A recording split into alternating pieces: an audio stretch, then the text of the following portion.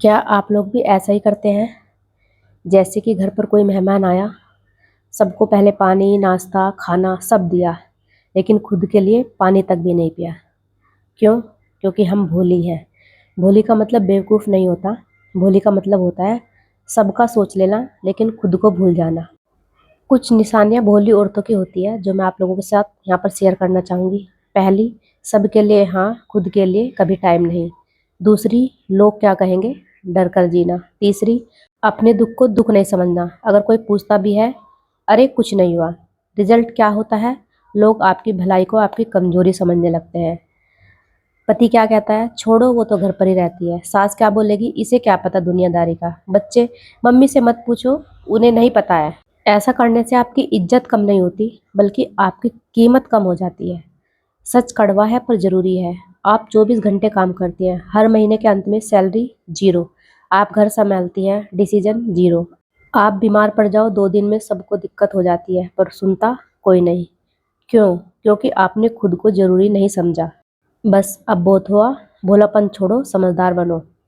रोज़ 30 minute कम से कम अपने लिए निकालिए, जिसमें आपको कोई डिस्टर्ब ना करे।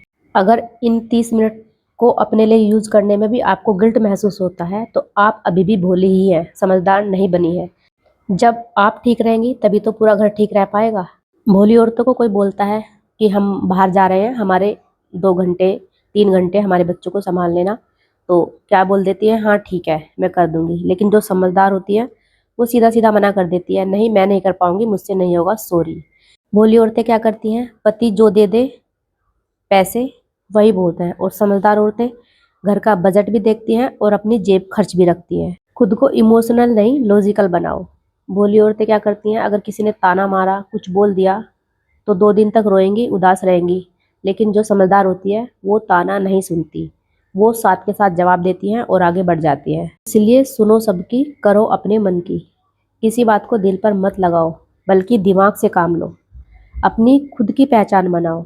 भोली औरतों की क्या पहचान होती है, मैं फलाने की पत्नी हूँ। समझदार, मैं हूँ, मेरा नाम ये है।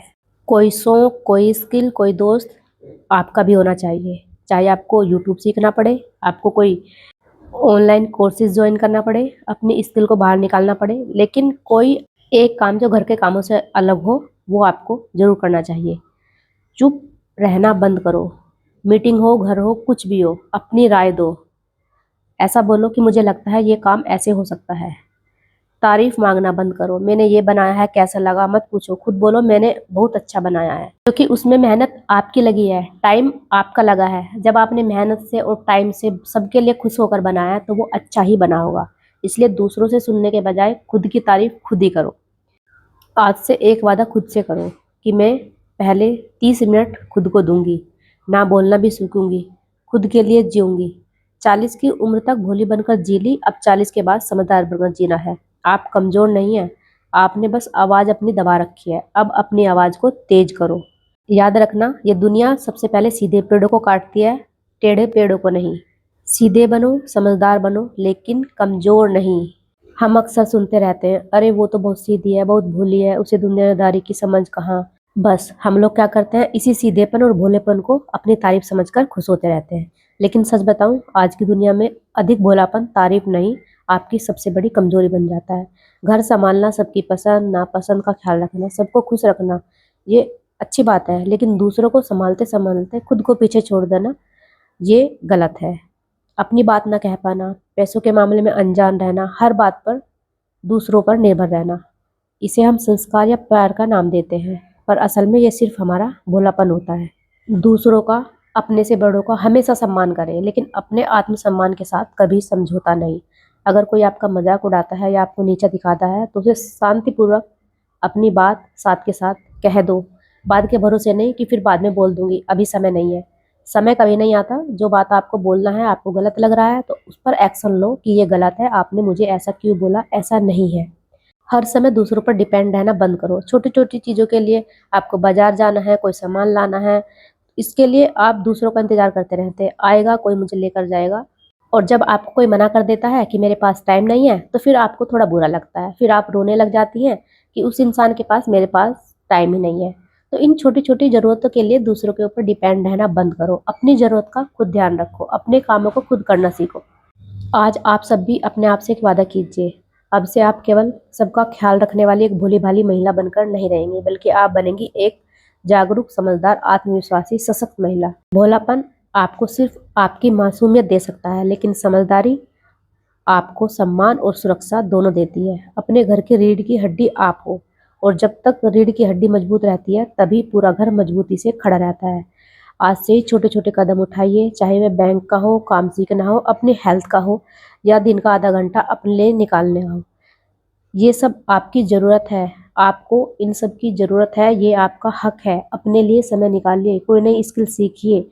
हमेशा दूसरों के लिए जीती रहेंगी तो अपने लिए कब जिएंगी? जब समय निकल जाएगा। समय दोबारा लौटकर कभी नहीं आता। तो इसलिए आज से ही अपने लिए जीना शुरू कीजिए। घर में सबका ध्यान रखिए। मैंने आपको ये नहीं बोला कि आप फैमिली का ध्यान ना रखें, आप बच्चों का ध्यान ना रखें।